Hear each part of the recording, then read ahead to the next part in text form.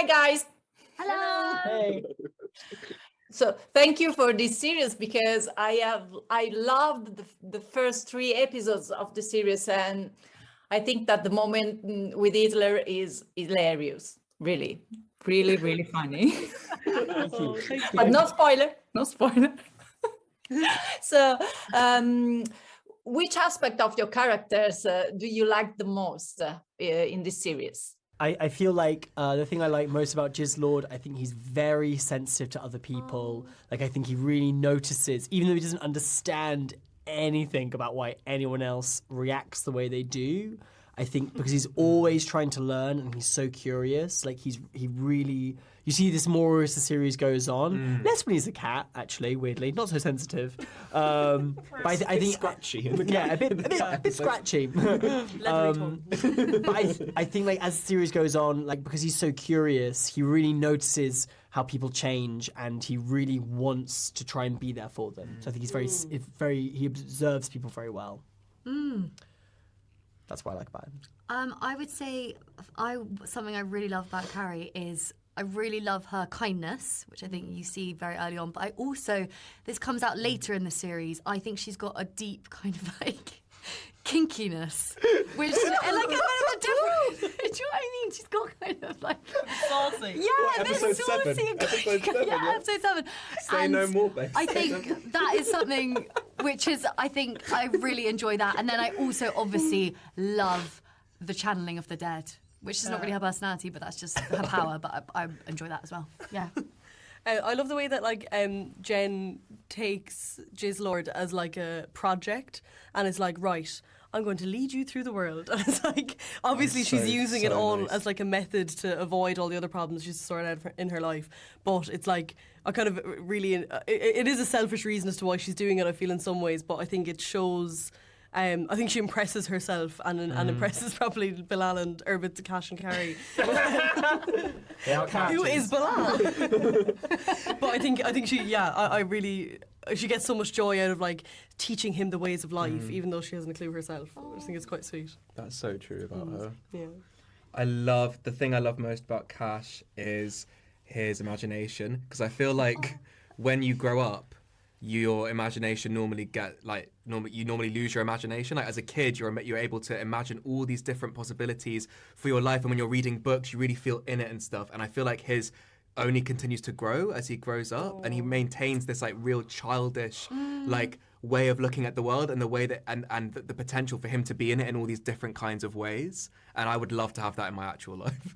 You do. I'm just an actor. Thank you so much.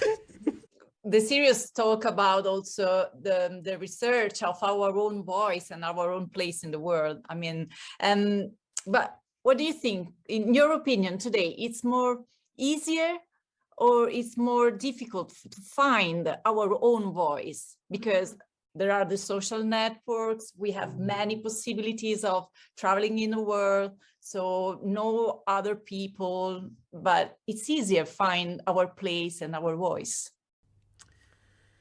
Yeah, I feel like it is in some ways, because there's more stimulus, I guess, because like you've got the whole of the internet, you've got the whole of, you know, media, whatever, to kind of choose your tribe. But I feel in some ways that's kind of a good thing as well, isn't it? Because I feel like there's more people, I guess, who may not have seen people like them in media or whatever. It's like harder to find or to feel seen or to feel heard, whereas now, because the internet is so wild and so wide, I meant And wild. fucking crazy now.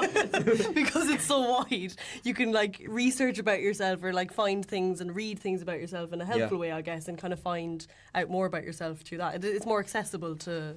Do you think there's more pressure though, like to find your voice, or like what is your thing, or like what's the way you decide on communicate? a... Should I stop saying you like this? I think at the same time we've never been like so aware of like what Who we the are. entirety of who all of our peers might be. Sometimes I wonder if it like, whilst also there's so much more modes of expression, and you might be able to find people who you think, oh, that speaks to me. At the same time, I think we've never been as like aware of like what, and I think something that the show speaks to as well is like really feeling the pressure of knowing what all of your peers are capable of and never knowing what you yourself are capable of, and only ever seeing yourself through the lens of how you can represent yourself the same way that others represent themselves. Yes, yeah, very good. Very good. Very good. Very good. 10 out of 10. Very good. That's Good marks for you. So the answer is no.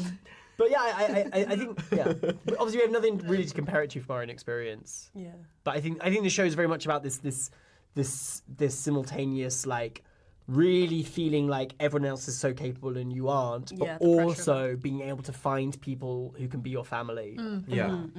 If there was someone that can create your soundtrack, what would you like it to be? Incredible question. For the show.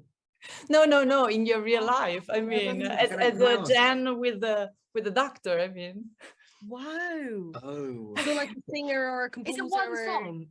you can or like a genre or a band. Or you can also choose a film. I mean, a soundtrack movie. So I'm gonna go ahead and immediately say Whitney Houston, because not only is she the best vocalist of the last century, but she also spans genres in a way that no other diva has, because she does rock, she does jazz, she does R&B, she does ballads. Do you know what I mean? So she'd actually be able to suit any given situation in my life, I think. That I do listen to Superorganism a lot, which is so much of my music taste over the last year has been shaped by a playlist that the writer Emma created of music she was listening to when she was writing the show, and I was kind of just like, yeah, okay, no, this will be all I listen to for a year. We all had the same experience. The whole time. Such a good playlist. Very much money. Yeah. But actually, I would say, and there's a band that I've seen twice since from that playlist, and one time I went with Emma, and I was there like, and she just stood there like this the whole time. I was like, do you like this band? She's like, yeah, they're all right. And I'm like, what are you talking about? This is your band. But my soundtrack to my life would actually be the soundtrack to the film, actually just the general soundtrack of the movies of Jacques Tati. They had this stupid, like, little plinkety-plonkety, like, soundtrack, and if you just listen to it and walk around, everything looks so stupid. I used to do this in lockdown, and just, like, you're just walking around, and then, like, whatever any human being is doing from a distance looks hilarious to this music. Oh, that's so Very good. good. Yeah. Thanks, guys. We have finished the time, so thank you very much. Thank you so much. Grazie. Ciao, grazie. Ciao.